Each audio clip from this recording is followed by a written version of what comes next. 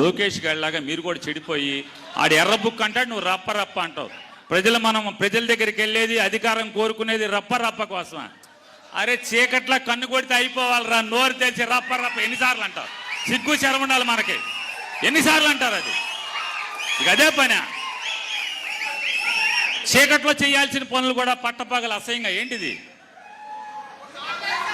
ఇక అదే దానికా నీ రాజకీయం? దానికోసమా? ఆపయ పెద్ద నరికోడిని చూసాం, చాలా నరికావు నువ్వు. ఇప్పుడు దాకా ఇప్పుడు వేసావా ఏమన్నా?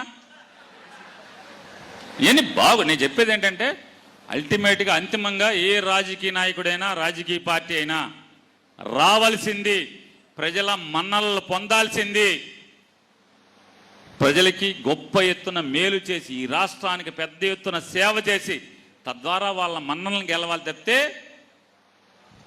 రప్ప రప్ప మెయిన్ కాదు. రప్ప రప్పని చీకట్లో జరిగిపోవాలి, ముళ్ళుని ముళ్ళుతో తీయడం జరగాలి. అది జనాలకు అనవసరం. నువ్వేం చేస్తున్నావు? రోజు ఇది ఏలం వేరికింది ఇదొకటి మాట్లాడుతున్నారు.